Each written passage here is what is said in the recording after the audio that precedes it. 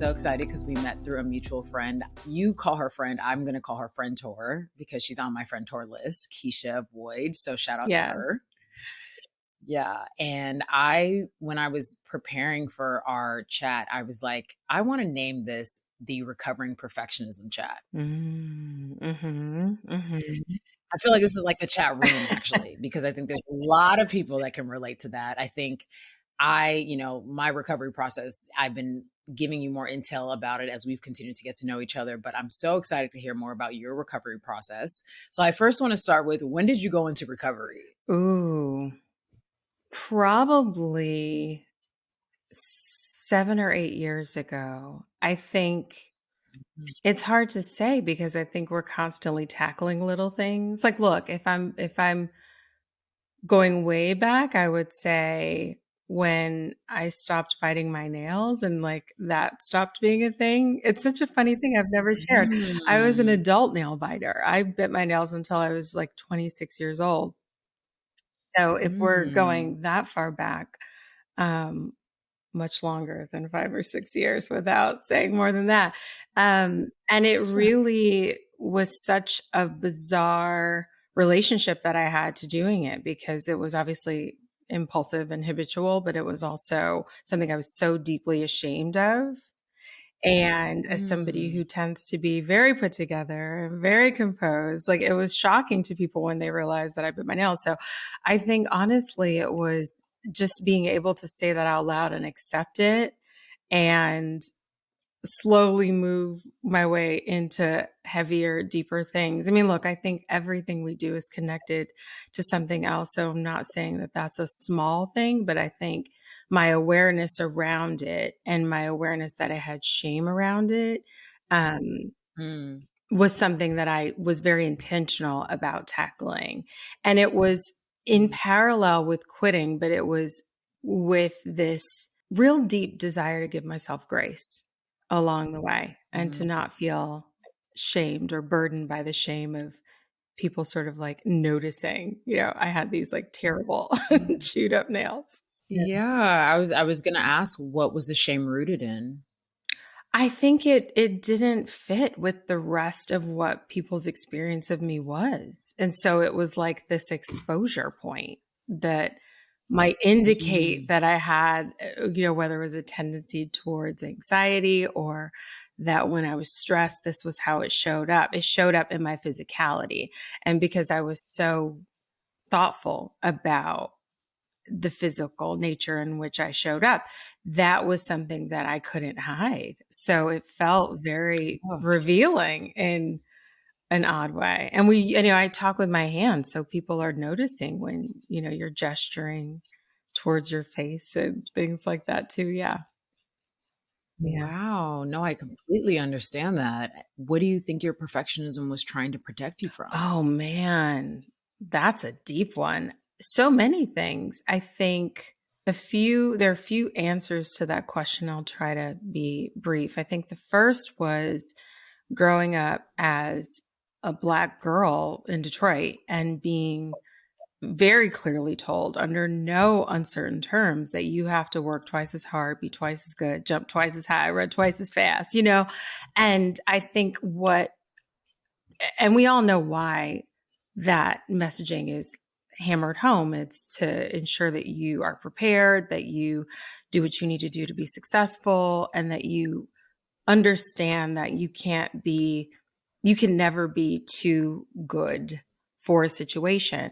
What that inherently says, though, is that you're not good enough as you are. And so you've got to overperform Mm. and over demonstrate and over everything to sort of course correct for just being Black and female. So that I think is very deeply rooted. That goes really far back. And then the other piece of it is just that I didn't grow up in a family household where my needs were being met. And I didn't want that to be obvious when I went to school. And so it was easier Mm. to look cared for and to eliminate questions or doubt that perhaps my mom actually wasn't around that much, or, that there wasn't an adult physically present in the home on a consistent basis. So it's sort of both of those things, I think, at the same time, and it's hard to untangle which is which. And then Mm. we're not going to bring my astrology into it. I mean, We we can't. can. Look, It's important. It's a part of you. It's so a part of I you, know though. I'm so into astrology, but I also think that some of that is just how we're wired. And I have a lot of Libra in my chart. And so there's a very deep, which is ruled by Venus. So there's a very deep love and respect and reverence and connection to beauty, all in all ways, not just physical, not just Mm. on the outside. And my Venus is in Virgo, which is, a lot of detail and can be perfectionistic. So I think it's nature and nurture, if I'm being really honest. And Mhm. it can be difficult to know how to separate those two things out. And so I think for me, I consider my perfectionist behavior at play when there's a negative emotion on the other side of it. If I feel like I'm trying to hide a feeling of shame, or I'm trying to hide a feeling of not worthiness or not enoughness in a moment, if there's something that I know for sure that I'm trying to respond in a way that feels outwardly performative, that's how I know it's perfectionism, as opposed to just liking nice things and wanting to look good and feeling great when I look good. Right. I think those are, for me, indicators of when that's at work. Ooh, I love that, like, differentiation, and I'm in my head, I'm thinking, "Well, how do you call out when you know, 'Oh, this is my perfection'?" Did you call it out in the moment? Let's say you're even in a meeting and you recognize, "I am currently overcompensating," Mhm. or, "I am currently doing this."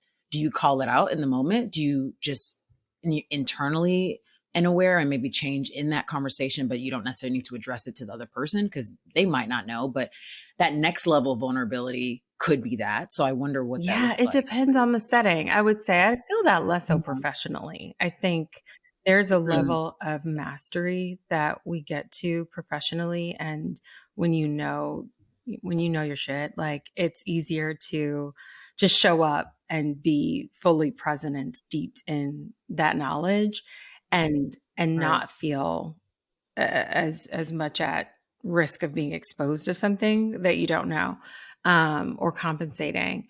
But in personal settings, yeah, I mean, look, if sometimes I'm talking to a friend and I say something that I feel is really the most PC version of something, for whatever reason, I might say, "Okay, that was really PC. Here's the full frontal." Yeah.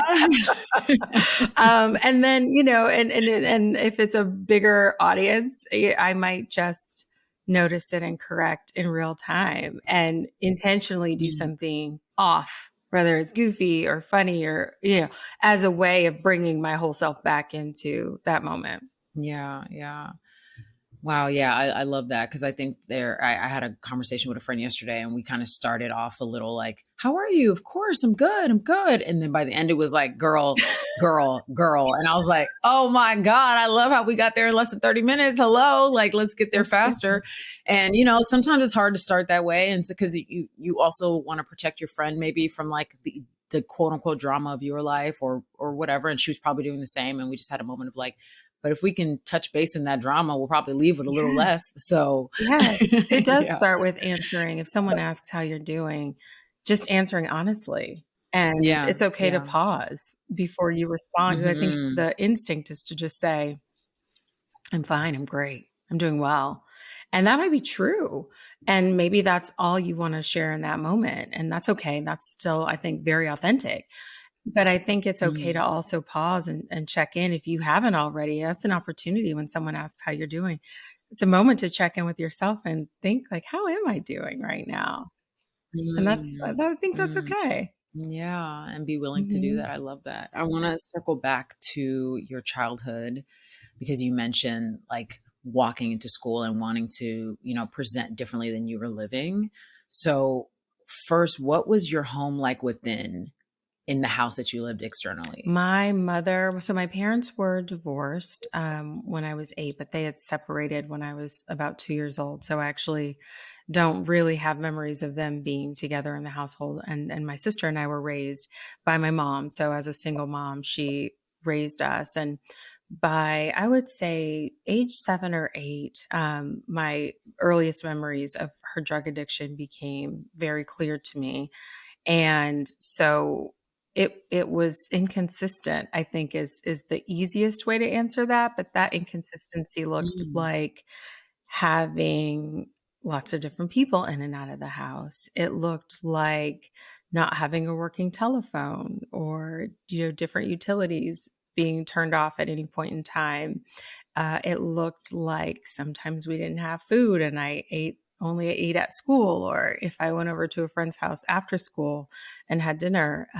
It looked like as I got a little bit older, I would say 9, 10, kind of heading into middle school, my mom would be gone for a day, 2 days, 3 days at a time. So it expanded, I think, in its randomness. And so that meant at that age, at such an early age, third grade or so, third, fourth grade, that I normally a lot of kids are still, their moms are still combing their hair. They're still pressing their clothes. They're still getting them dressed and helping them get dressed for school in some way.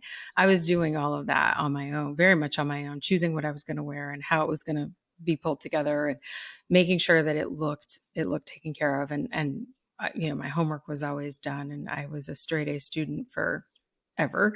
So, that helped, Mm. when students are doing well, it can be such a great way to hide if you're in crisis. So I think my ability to do well in school was also another way of appearing, cared for.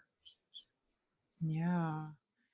Were you angry? Not at that Were you age. scared? Not at that age. I would say probably more afraid first that if someone found out that maybe Child Protective Services would come. That was for sure a threat that we heard growing up. So I think that was my first real fear, was of the separation from my home and from my sister. And then I learned shame. I think I learned to be ashamed of that being my reality. And it was really, I think, the shame of no one caring. Mm. And then it was, would the ideas that people have about a mother who would behave this way, how would that reflect on me? What would people think about me? But it didn't start that way. That was something I picked up along the way, and And had to. what showed you that? What showed you that to pick it up? Was it other people's experiences with their mothers? Mm. Was it what you were seeing at school or what you were feeling? Like what started adding or teaching you this is shame and this is why I feel I ashamed? wouldn't have labeled it shame at that age. I didn't know what Uh-huh. to call it, but I think seeing other kids who had parents that behaved really differently was an indication that something was really off. And I Mm. think when you don't feel particularly safe at home and you don't want to have friends over because you don't want people to ask questions, I think those were the things that indicated for me that it was more than just a fear. It was, oh gosh, like I don't want anyone to know that if they come over, then, we won't have food, or I wouldn't give my friends my phone number. I remember saying I'm not allowed to talk on the phone, because we didn't have a working telephone, Mm. or I would have to give my uncle's phone number to the school when we were filling out anything. So I think, things like that add up. And when you're just old enough to observe patterns of behavior that are more unlike yours than they are similar, I think you start to ask questions about what's air quote normal and Mm. what's not. And, one of these things is not like the other. Right, Yeah. right, right. And you talked about like people not caring. Was that teachers? Did you get a chance to reach out or did you kind of go against the reaching out? Was it more of like family not caring or was it other people that you were kind of hoping would notice? I don't think that Well, I want to be clear. I think that a lot of people cared. I think how we show that looks really different, and how people choose Mm, to, the level of awareness people have and how they choose to deal with it once they're in their, it's in their consciousness, I think is really personal. And I think it's also difficult when you're dealing with a parent and their children. So I think with family, I think that there was just a very hard line to cross. I think boundaries felt difficult to cross. With At school, no one had any idea. No one had a clue. mm. I would argue that it's likely, I think that if anyone had any indication, it would have been when, if we were absent from school and there was more of a noticeable absence from school on a period of time, like on a basis that didn't make sense. And I think, that could be a result of lots of reasons. But, sometimes my mom would just keep us home because she wanted company. Sometimes she would keep us home because she was not feeling well after she, been out for a couple days. Sometimes she kept us home because she was vomiting and sick because she was in the middle of a withdrawal period, and sort of, so I think that, if anything, was an indication. But I think it was probably even more difficult to reconcile because when I was at school, I didn't seem out of sorts. I didn't have bad behavior. I wasn't getting into trouble. I was making good grades and doing well in school. So I think there was probably a little bit of that. But no, there wasn't a very clear understanding from most of the adults, I would say, in my life, that there was an awareness of a problem that would necessitate any kind of intervention in a meaningful way. So that's a lot of weight. Yeah, That's a lot of weight. And your sister's younger? that's right. 14 months. So am gonna ask about you guys' relationship, of course, or I'm just very curious. But when you are now the adult in your life, where I asked you earlier about when fear turned into anger. Was that in adulthood? Was that in high school? Where was that? Because you've had so many layers of emotions and so many experiences that have taken you that. So now we're leaving fear. When do we get Yeah, we went anger? from fear to shame to, I think shame and Mm, anger coexisted for a long time because, and they probably started in middle school because that was when I was able to exert more independence. I was joining the cheer team, I was doing competitive cheer. And so I had different needs that my mother couldn't meet. Those needs started to become more obvious. And whether it was financial, whether it was, it was like as we grew, there was less to there for us in a way. Things got smaller as we got mm, bigger and our needs got bigger. So I think I became more angry that my needs were expanding and I felt very much out of control in how I could meet those needs. I think high school, I was angry, but I think I was really starting to disconnect and detach in a way from, well, I should say, I always felt clear that it wasn't my life that I was living, that it was circumstantial. That was a deep belief that I've had for such a long time. I don't even remember when I first had that recognition, but it was very clear to me when it dawned on me that this wasn't my life and that I was just in a temporary situation.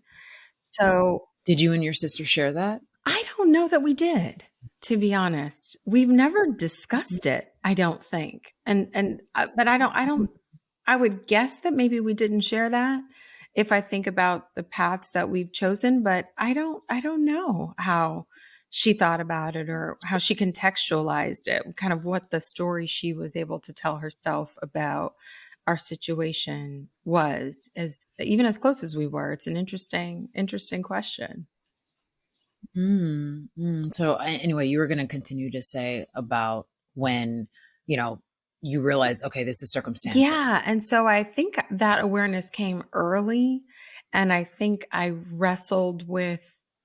probably became more angry as that became clear because then it felt like a choice that my mom was making to be addicted, to not get help, to have her children in an environment that just wasn't good for us. And I can't imagine the level of feeling out of control that a person might have in that situation. So obviously now I have a different perspective on it, and anger wouldn't have been the emotion that I would have reached for. But I Yeah. think being a young person and going through puberty and then going, into middle school, high school, and feeling like she was making bad choices, I think was Mm. maddening, and I think it's often the easiest, I think, emotion that we can grab onto when we understand that we may have some agency at some point.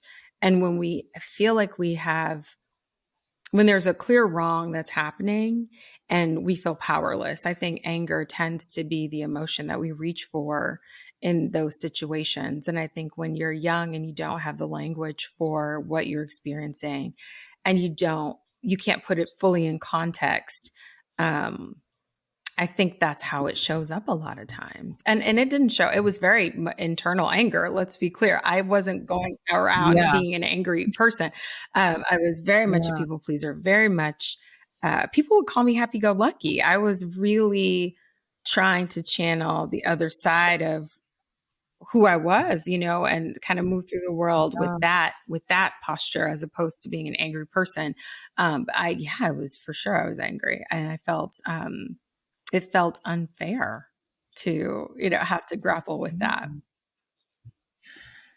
Yeah. You just mentioned the knowing of a different perspective now that you're older, now that you have more wisdom, now that you've lived life more, you understand your agency more. There has to be a lot of emotions that happen still between anger and healing.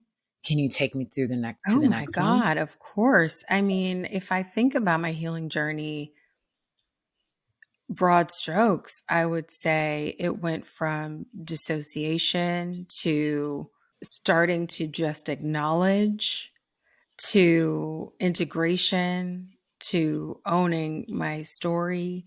And so I think there are some emotions that sit with you throughout all of those phases. I think sadness is one that is always going to be there. I think you're always grieving, whether you're grieving a loss because you remember the shift where something changed, or you're grieving something that you never had. I think, though, that's sad. And I think that when you can allow yourself to feel the grief, it makes space for other emotions to coexist. And so you can also feel gratitude. I think you can also feel grace for yourself and compassion, both for yourself and for your parents. I mean, I remember the grief.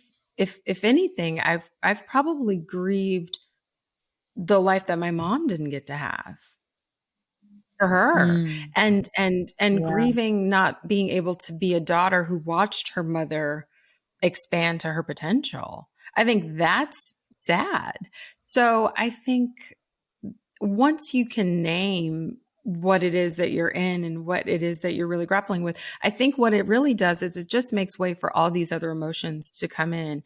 And it doesn't mean that they don't trade places sometimes, but I think that ultimately it's a way of really being, fully expressed and having that whole experience, and not allowing your one state of emotions dictate how you move through anything. I don't think that's the way the toolkit works. I think that we have to have Mm. access to the range of our emotions, even when they're happening simultaneously, in order to figure out how to get through a particular moment in time. Yeah. And I love that you just mentioned that. And I'm going to assume that you're saying the key to being able to experience multiple emotions at one time is the acknowledgement. Yes, I think it's the acknowledgement, but I think it's making sure that you have a container big enough for your feelings. Like, you have to know that you can survive your feelings. You can survive your emotions. I think Mm. once you know that you can survive your emotions, you can make space for them. Once you start to make space for them, that container can grow a little bit bigger for other ones to come in. So to me, I think it was the awareness that by accepting and integrating, acknowledging and integrating what happened to me and owning my story, that I'm not going to be laid out on the floor. I'll never get up off the ground, right? I think the moment that I knew that I Mm, survived mm. it, saying it out loud, and it's still being true, being more true now because I've said it out loud, that I'm actually expanding how I can heal and what that journey looks like. And the people who might play a role in my healing journey, that it's not a singular and solo effort. And it's for sure, it's not linear. So I think honestly, that's what for me it was. It was that first awareness that I can get through this. I can survive this. Or as, Glennon Doyle says, we can do hard things. Once we realize that we can do that, I think we naturally create more space for other things to be possible. That is so good because that is a lot of what the perfectionism Mhm. is. It's blocking from other emotions and other experiences and other truths that can happen at the same time and still lead you to the goals you want without all of the weight. Like genuinely Well, I mean, not. where's the humanity in perfectionism? There, like Yeah. you can't perform to some standard that, by the way, doesn't exist, that's fully contrived and manufactured, and the bar will always move, and also be human. Because the human experience is much more vast than that. It's not singular, and it's for sure not perfect. So yeah, Mhm. yeah. What's your relationship with your sister like now? And what's your relationship with your I mom? don't have a relationship with my mother. It's been 20 years since I Mhm. decided to leave that relationship and to understand that as long as she was in denial, that we didn't have a space for healing. I think that you have to be able to, just like we talked about, right? The experiences, the feelings, the emotions, they have to be able to come to the surface with authenticity, and you have to have a container for that. And we haven't had that. And it's not to say that we won't. I don't know what the future holds, but I two things can be true: that it cannot work presently and that it can change. And my sister and I, Mm. we've grown. We obviously grew up together, and we grew in such different ways. She became a wife and a mother at a young age and has given me four incredible nieces and nephews, who are almost all grown now. And Mm. she's really built a very impressive life for herself. And so I think we have obviously a lot of love for each other and a lot of respect for each other too. And I think recognizing that we had to take very different paths. We were always going to be different people taking different paths, but I think having the kind of the reckoning, when you're that close in age. And I know you have siblings, but it's the two of us. We're 14 months apart, so we used to have fantasies that we would grow up together, we'd have kids at the same time, all these things that happen sort of in Mhm. tandem. And I think once that it was clear that that was not happening, being able to still find points of connection for our relationship, even though we're super different. And it's funny, we still have the same sense of humor. There are certain things that we could both laugh about for hours. And I think having those points of connection obviously are really, really important, even when you're really different. And I think that's tough with family, because family dynamics tend to dictate how people want things to go forever. And we definitely went through a For sure. period where I sort of broke the rules of engagement because I started behaving differently. And, we had to reestablish boundaries. We had to redefine our relationship in the context of who we were at that moment, and it constantly. I mean, I think we're always redefining to some extent our relationship as her kids become adults and as we enter new phases of our own lives. So yeah, I feel very fortunate that we sort of got to be in that together and bear witness to each other's growth and evolution, and also allow each other the space to become whoever it is that we were choosing to become. Yeah. Yeah, yeah. During that time where you guys were reestablishing boundaries, were you able to communicate your new operating systems or did you have to have her experience the newness of you, and then the communication A happened bit after of that? both. I think I went away to college and she was still home. So I think that was the first step in doing that. And so I Mhm. think every Mhm. physical move has, because I stayed in the state of Michigan and I went to the University of Michigan. So I think every physical move was a real moment, a real opportunity, an anchor point to redefine that, because then it was, well, how often are you flying home? And are you coming home for these holidays? And so it was a bit of both. And I think learning as we go. And Mhm. because she was such a young mom, she got married. And by the time I finished college, she had had both of her daughters. So I think both of us were defining and redefining Figuring it out. boundaries in real time as we were creating really different lives. Yeah. And I think Mm. it, in a way, it was good because a lot of people don't have those conversations. They just want people to get it and kind of get along with the program. Yeah. And it's like, well, you changed the game though. Like I changed the game when I moved. Right? She Yeah. changed the Yeah. game when she Yeah. got married and had kids because she had a different family. So I think you kind of Mm. have to have those conversations. And I'm not saying they're always easy, but I think they're necessary. And when you can have them, even if they're full of friction at that moment in time, you're better for it. And you start to learn how to Mhm. do it. And you start to learn how to ask where the line is and not Mhm. assume where the line is, and ask when Mhm. you're crossing, when you might be crossing it. But it's hard. Ooh, it is hard, and this is the practice of deepening the relationships with others without shame and fear. I mean, truly, like, we just don't have as much practice in deepening the relationships, asking those questions. Again, you've already kind of said that you learned that along the way. We're all learning it along the way. And I'm just wondering, are there some things now you can drop and say, like, well, here's 2 or 3 questions that I thought were really helpful that I learned and now I use, really frequently, that people can learn from you. Yes. Well, I would start by saying, you've heard me say this before, growth is a practice. Hmm. I think people think that they just grow and they just show up someplace like that. I don't know what place you think you're going to show up, but that's not how it works. And so it's a practice. It's active, and it also means that you will always have room. There will always be something else. You may take a step back. That is okay. I think some of the questions that I've asked outright to the people in my life is, am I a good ex to you, right? Friend, family member? Do I show up in the way that you feel supported? Or is there something I can do more of in our relationship where you feel supported?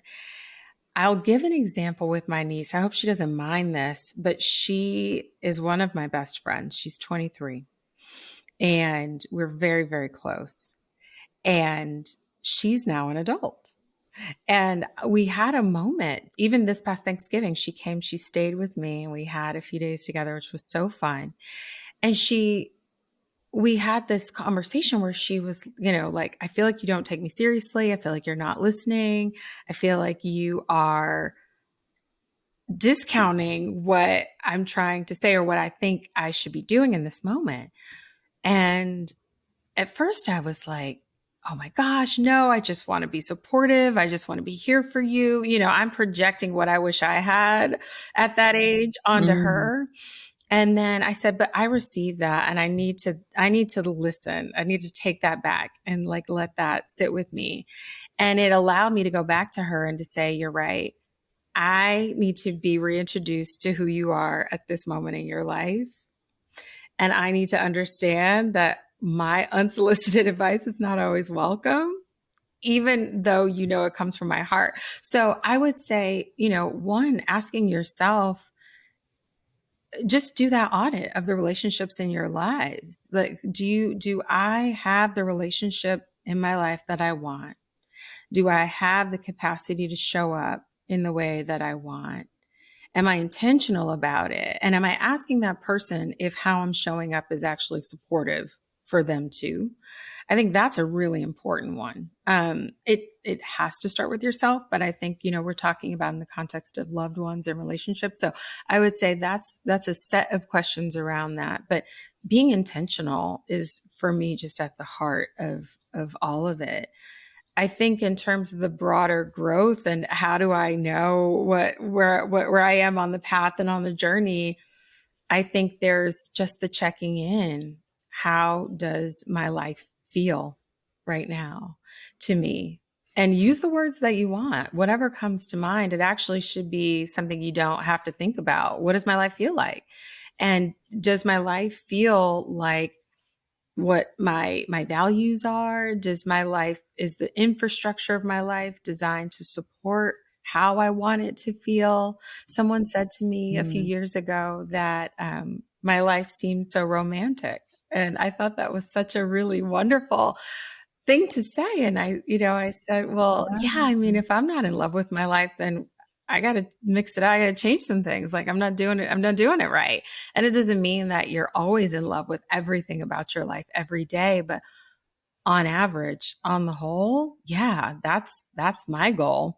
And that looks really specific to me. So a big question that I love to ask everybody to ponder is, if I had everything that I wanted, and I don't mean material things, but what would my life look like if I had everything I wanted? And Mm. really meditate on that, journal that, talk through it, voice memo it, whatever feels right, and allow yourself to witness what you're saying about your life and do that audit to say, now, does the infrastructure of my life actually ladder back to those things? Am I doing things on a daily basis that actually support what I just said I wanted my life to look like? Mm. Oh my God, I have like 3 questions now. Oh my gosh. Wow, thank you for sharing that. That audit was wow. I have 4 younger siblings, right? So being the oldest, there's 2 people I owe an audit to Mhm. because I think sometimes like the 2 younger ones, they're 17 and 20, and they have definitely been like, "Hey, so like you're a great big sister, but sometimes I just want you to be a big sister and like I don't need a second mom." Mhm. And I'm like, I don't want to be your second Mhm. mom either. Like and I just, it was such a Yeah. moment because this girl my sister like clearly articulated, and my brother, they both did. They were like, sometimes you just give advice and it's like, I just wanted a listening ear. And, as a communicator for a living, you're thinking like, I've mastered Obviously, you this. should listen to me. Meanwhile, they're like, cool, cool, cool. Thanks. Yeah. It's so true. And in a lot of ways, I did mother my sister. And I'm sure in a lot of ways you have mothered your younger siblings. And I think Mm, for me, what I would add to that is absolving myself from the responsibility. She's my family, but she's not yeah. my business. And Yes. so Ooh. I know 3 friends who are going to tell me about that. I already know. right, because it's this practice.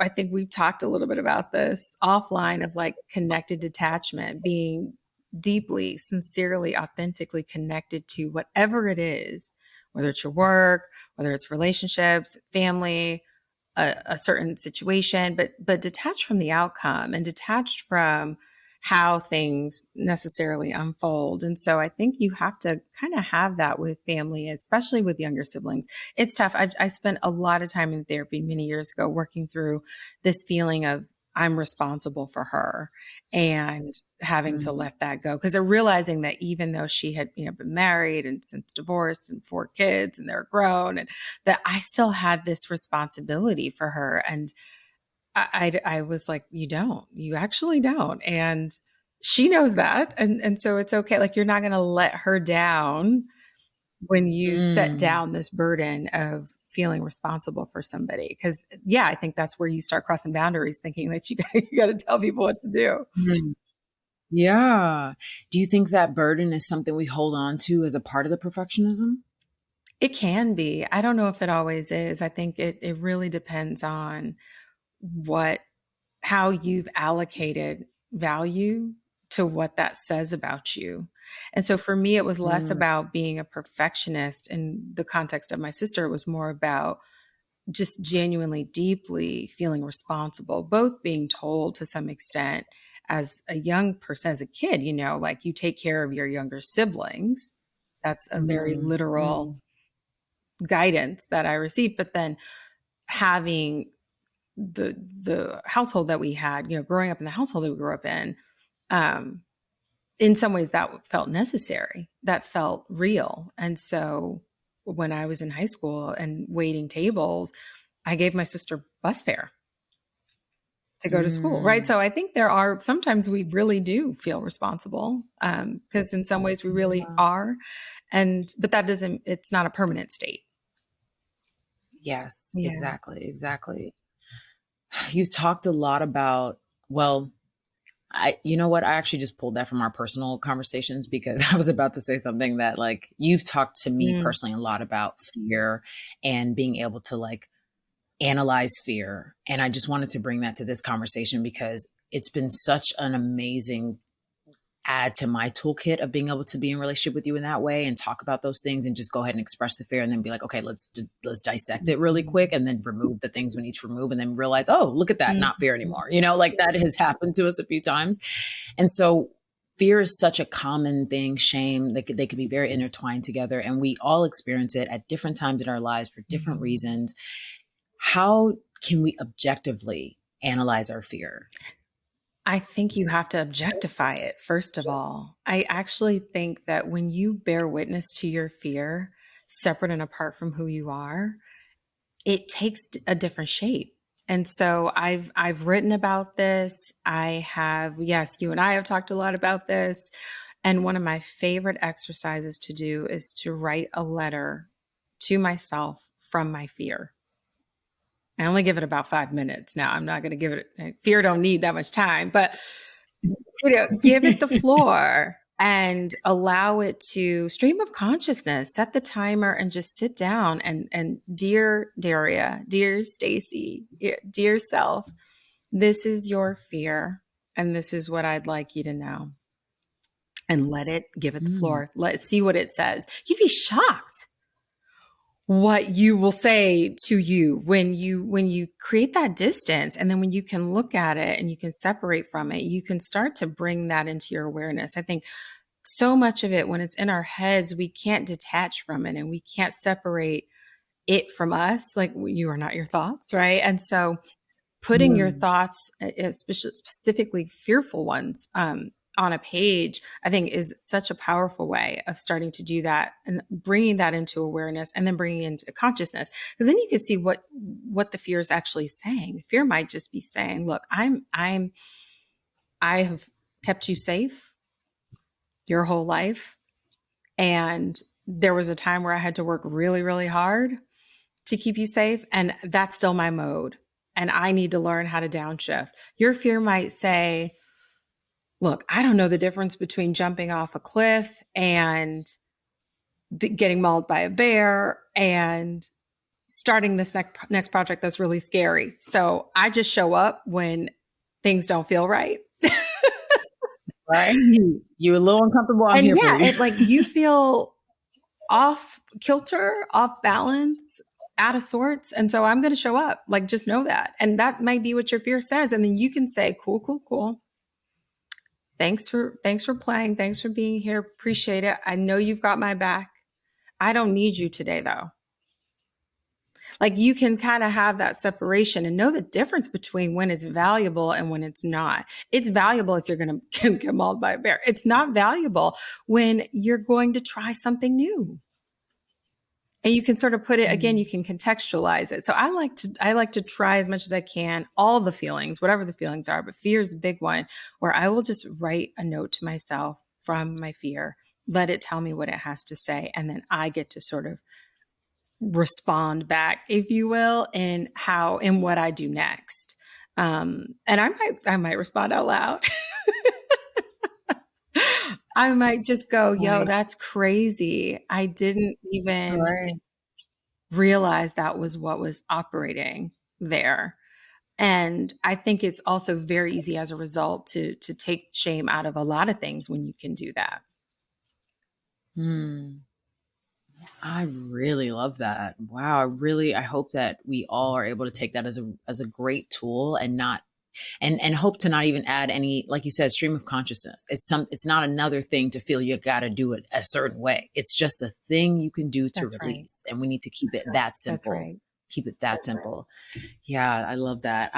You have carried so many incredible titles throughout your career, from such a transition from your home life to your school life to like who you are through your healing. And then you have this explosive, very impressive career. But I don't, by knowing you, I don't feel like you hold any of your titles as your current title. So I'd love for you to walk us through some of your old titles, some of your most recent, even the ones you're the most proud of, and then what you identify as and who you identify as now. Ooh, I love this question. I don't carry my titles at all. At all. And it doesn't mean that I didn't at one point in my life. It's fortunately been a long time since my identity and what I do have felt intertwined. Mm. Um, and so I've had the title of university student and then MBA graduate. I have had titles in companies like L'Oreal and Estee Lauder. Um, my most recent title was Chief Marketing Officer at Just Fab.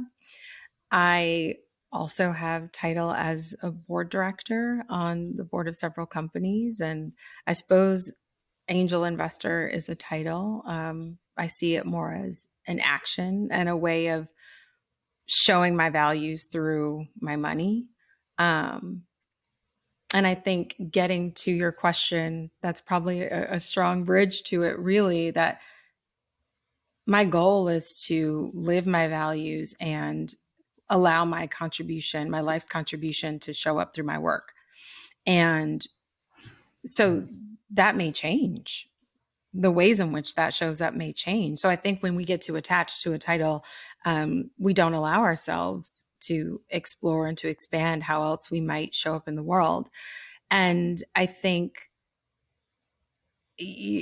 look, a lot of people are getting laid off right now. There are massive shifts that are happening across industries. I think people are confronted more than ever with that exact question of how do I want to define myself? And you and I have talked about being souls in a human experience, right? And so if that's the case, I really just focus on the ways in which I want how I show up in the world to be of use, to be of service.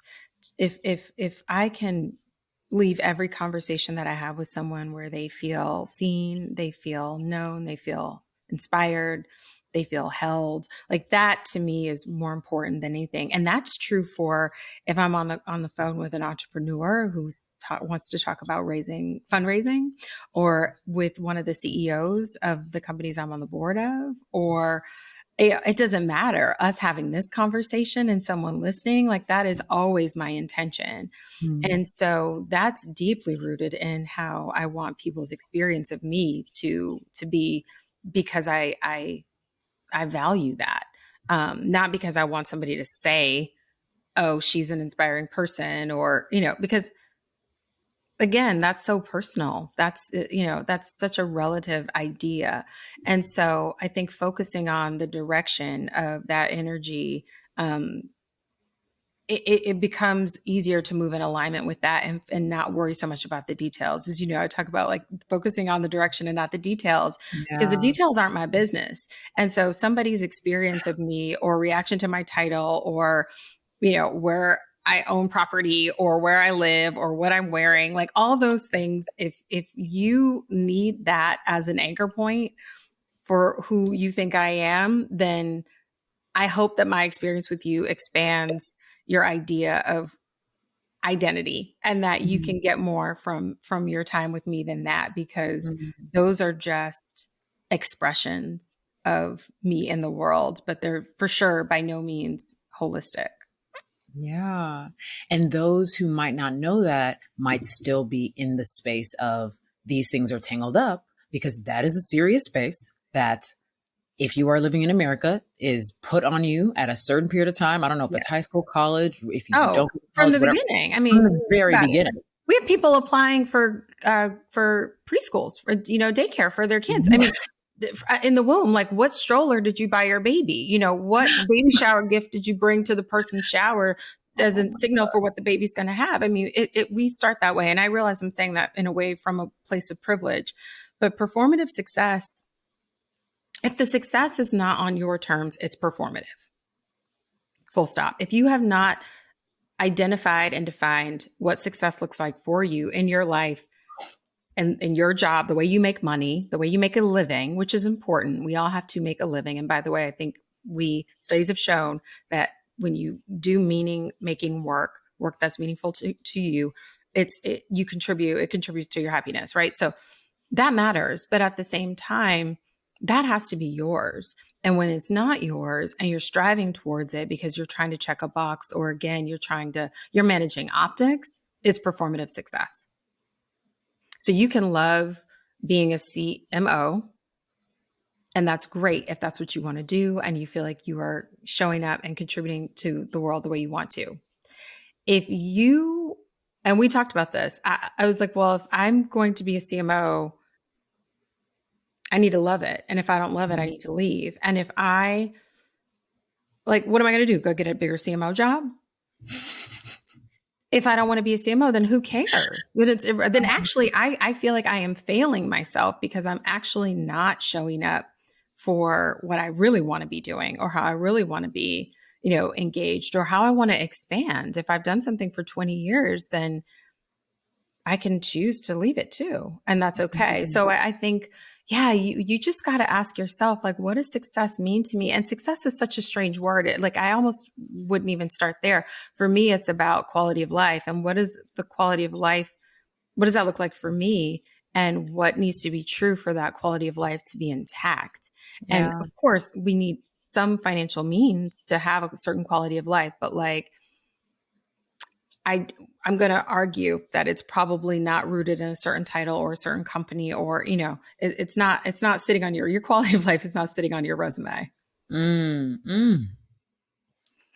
Wow. Yeah. Again, like that process of untangling that. I love that you were just like, actually, let's say it's from the top. So anyone listening, if you're having a moment of like, I'm untangled, you are not judged here. There is no shame here. We Mhm. understand it. We are telling you it started from the top. So if you have not had the experience of being able to confront that, I hope and I invite you to get a little of that in this conversation, because truly, like, sometimes you do need to be invited to this next step of, hey, you don't have to live like that or believe that about yourself, because the people who benefit from you doing that, they're not going to tell you. They're not going to say, hey, come on out. And like, we'd love you to have the holistic version of yourself. They're not doing that. And so I'm Correct. really hoping that you're hearing Daria do it as we speak. You're hearing me do it as we speak, because wow, even the permission slip you just gave me on top of that, of like, that meaningful success, like really, what does it mean to me? And just constantly being willing to analyze it again, to check it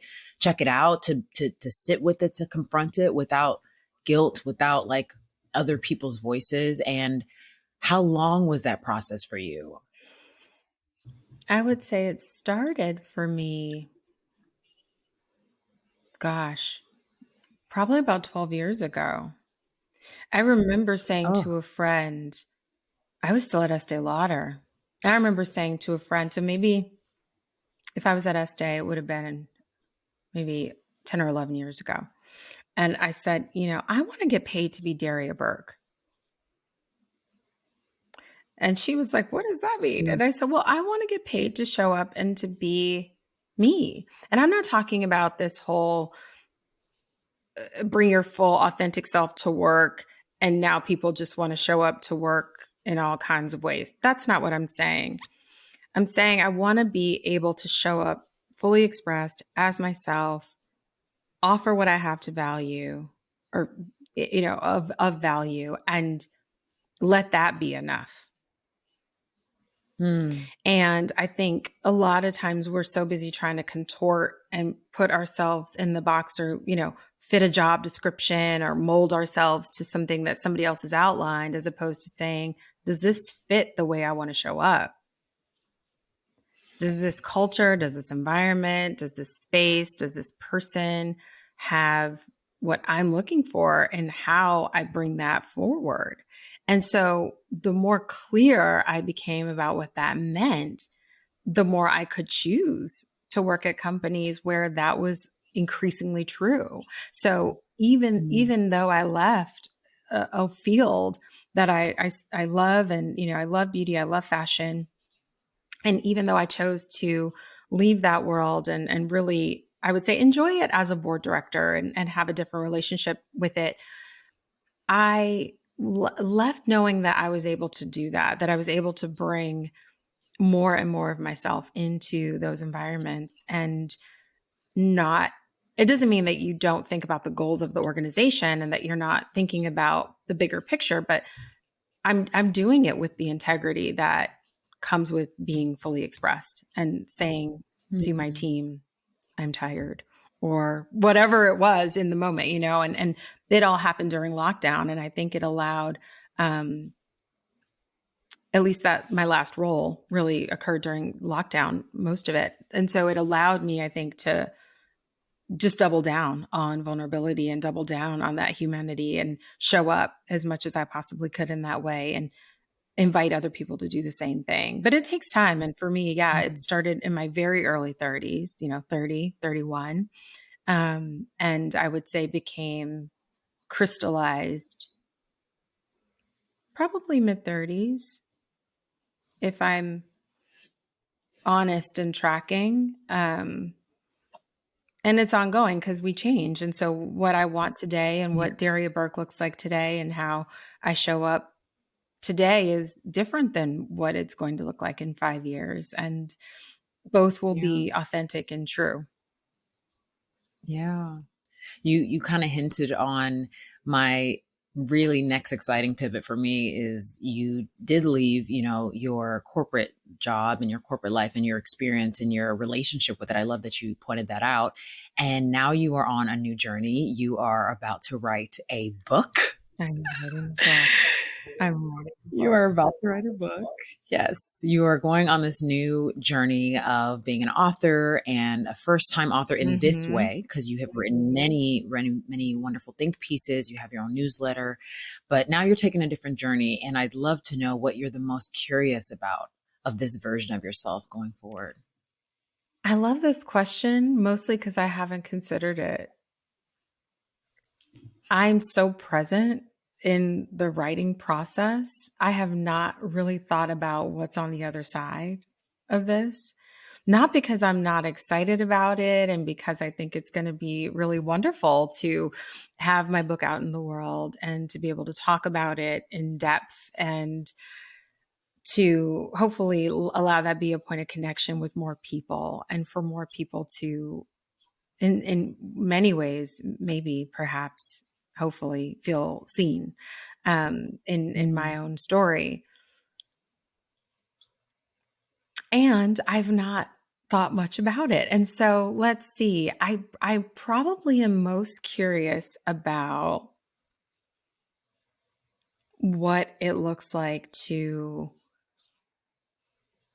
almost in a full-time capacity be writing a book. I think it Yeah. went from writing went from being this thing that I had a very kind of fraught relationship with, which is definitely rooted in perfectionism, Mm. and to then being something that I enjoyed and liked exploring ideas in that way, and then being this thing that I also got to be in dialogue with others through, which I think is really, really wonderful. And it's slowly kind of taken over my life. Writing has really taken over my life. And I think so that's exciting. And I think I'm just curious as to what it then looks like as a job, like it's now my job. Um, Yeah. Yeah. to write. And it's really a wonderful thing to be able to say. But yeah, I think it's still I'm still metabolizing that in a lot of ways, Yeah. and then, just putting pen to paper. So, what is it like to go away and do this? What is it like to really kind of close a lot of doors or close access to me in certain ways, for this to be brought forward? And then, yeah, I think maybe the bigger question that I would have is that I'm curious about is, what does it look like to reintegrate with this as my work? So, emerging from the first draft of my manuscript, which is due this year, Um, what does it look like to kind of have this new rhythm and new Yeah. pace? And how will I allow it to impact, and how will I want it to impact the rest of my life? Because I think it will. I just don't know yet Mm. what it will Mm. mean and what it will look like. Yeah. It's really encouraging. And in my personal life, I get so encouraged by you in this. And I really want to share this with other people and our listeners. You talk so beautifully about leaving mastery and beginning Mhm. again, and enjoying the mastery process and then beginning again, and the beauty in Mhm. that. How can we invite ourselves? I was going to say you as well, but I'm like, I think you got it. And maybe you need to invite us of like how to be comfortable leaving our mastery, whatever the work we've done for either so long. And that honestly spans past Mhm. career. I'm thinking of relationships that sometimes we were in that Mhm. are like, we feel like because we mastered it, we can't let it go if we know it's not serving us, if it's not moving us Right. forward. Friendships, in cities, like it actually can go over a span of so many things. As I'm thinking, I'm Mhm. like, wow, there's so many things we feel like we master, and then we're like, oh, okay, well, like, when can I change my calling card? When can I update my operating system? How can I actually even tell myself that I can begin again? So I'd love if you can help invite us into new ways to think about that. Yeah, I would say the first thing I think I would offer is that the fact that you get to choose should be empowering unto Mm, itself. I think sometimes we're so worried about the choice and making the choice, and then what happens after we make the choice. And it's like, but just sit in the fact that you get to decide. That's the hardest part. But it's also the most empowering place, I think. And so I tend to be someone who craves. I love to learn, to know. I love to explore. I just discovery is one of the most, I think, greatest gifts that we have. To be in awe of something, I think, is just so fabulous and delightful. So I will say that, and I think that can be as small as going outside and seeing, it's spring here in New York. And so things are blooming. And so my favorite trees starting to look different, and things are, blooming. Or I replanted it without telling a really long story. I had these hydrangea bushes that my gardener had planted them in the front of my house 2 summers ago, and the deer ate them almost immediately. And I was in LA. I was so sad. So I said, "Well, just cover them and then we will figure out what to do." So last year I decided by myself, I did this. I relocated every single one of them. I think there are 10 or 11 of them. I relocated them into planters. And these are bushes and they're big, they're heavy, into planters, and put them on my deck. And the other day, they started to, and I didn't know if they would bloom because I didn't know if I was doing it right. And I tried to follow all the directions. I was like YouTubing, like how to transplant hydrangeas. And I was like, well, worst case scenario, I kill them. yeah. Oh, But you know what? The deer was going to eat them anyway. So, there was nothing to lose. And right. I moved them, and I was like, please, please, please don't die. And last summer, I didn't get a lot from them because they had been through a lot, I think.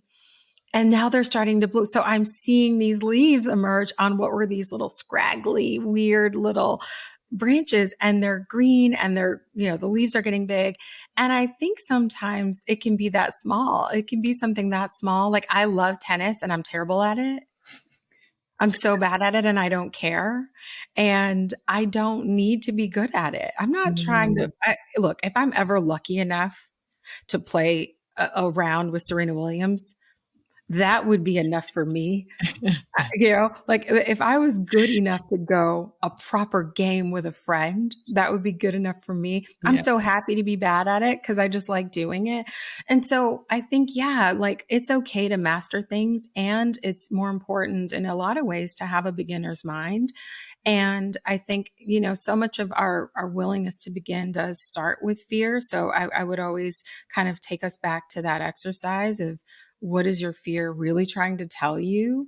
And I think, it may be controversial to say, but like, I don't believe in imposter syndrome. I just like flat out don't believe in it. I believe that you have mastered something or you're starting something. And you may have a thing that you were brought in to do and you're starting it in a new place. But that doesn't, I don't believe in being an imposter. You're either, a master or a beginner. So yeah, I think you've got to detach from Mm, why you're worried about starting over in the first place. And I'm talking about small things, right? Yes, I'm starting a new career at a phase in my life that it could also seem very scary or daunting for some people. And I think the pull of the potential of what was possible was greater than my desire to stay comfortable. mm, My desire to mm, stay in a place of deep knowing was there was nothing that, would have kept me there. And so I think that comfort zone, you have to sort of figure out, like, are you in this? I wrote about this recently, this zone of excellence, that in the book, The Big Leap, which I know I've talked to you about, must reading, um, is this really wonderful place where you are doing what you do well and you are probably being well compensated for it and recognized for it. And that's a cozy place, right? That is like a mm, cashmere blanket and a glass of red wine. Like, who does not want to be mm, in that zone, right? It feels wonderful, but that's not your zone of genius. And it mm, will likely take the big leap to get to from that zone of excellence to your zone of genius. And so only you know what that looks and feels like. But I would argue it's probably rooted in fear. 9 times out of 10, it's rooted in fear. It could be fear of what other people think, fear of starting over, fear of looking silly, fear of not having enough money, fear of not making enough money when you first start. I pick a thing. I don't know, right? It could be so many things. And those are all very real, very valid, very deeply crippling if you let them, fears. And it's mm. your job to create a new relationship to it, knowing that, like, whatever is for you is for you, and whatever's on the other side of that moment, that leap is probably exponentially greater than where you are right now, even as the master of whatever domain you're in. Right, right. Ooh, okay. Before we wrap, okay. You just said something so gorgeous about imposter syndrome. What is the lie you think we believe? Because many of us have shared imposter syndrome at one or another for you. So you to be a non-believer of it, that means there's a lie you just don't believe in. What's the lie that most I people do? love that. I believe that the lie that we have bought into is that every space that we inhabit, we have to be perfect. Honestly, I think there's this expectation that doing something new, if it's predicated on something you've done in the past, that you should know everything. And I'm like, when did we decide that we have to know everything? And why does not knowing everything make me an imposter? Like, I think that's insane, for lack of a better word. And so I think the lie that we believed, or that we allowed someone to tell us, and that we now tell ourselves, is that I am not enough or I am an imposter because I don't know everything. Hmm. And also, if everything fits and is neat and, is digestible and you can get your hands around it, then it's probably too small. Yeah. It's so Wow. I don't think Yeah. it's not an imposter syndrome. It is, whatever it is inside of you that is asking you to expand. That's what that is. And you can take somebody else's information. I think of all of this as context. Someone's feedback, how someone treats you, how someone, may ask you a question or suggest that you should know something. That's all context. That is not your Hmm. reality. That's information but it is not your reality. So, yeah, I don't believe in it at all. And I think the lie is that somehow you've missed something along the way. And I just think it's bullshit. Can I say bullshit? You can absolutely say bullshit. You can absolutely say it. Oh my God. Wow. I hope you guys got the same revelation out of that I did. And if you didn't, get it later, tell a friend, whatever you got to do. I mean, re-listen to that part because that was a beautiful permission slip. Lastly, I want to ask you, what is the last thing you forgave yourself for the first time? I knew you were going to ask this question and I forgot to prepare for it because it's such a good one. The last thing that I gave myself, that I forgave myself for the first time, I think was just being completely vulnerable with people who I didn't know yet. And then beating myself up for it. And because that's a new habit, right? Growth is a practice. And so I was practicing this different way of being vulnerable. And then I didn't like the way it felt. So I beat myself up over it. And then I gave myself grace and forgave myself. And one of the things that I think a lot about forgiveness is a quote. I don't know if I've ever shared this with you, but a quote from David White, who's a poet. And he says, to forgive is to assume the identity, to assume a greater identity than the person who was first hurt. And I love that because whether it's giving yourself that permission, that grace, that forgiveness, or forgiving somebody else, like you are assuming an identity greater than the person who was first hurt. And so I really hold on to that. But yeah, that was probably one that for the first time I had to let myself off the hook for. Are you still practicing? Every day. Are you kidding?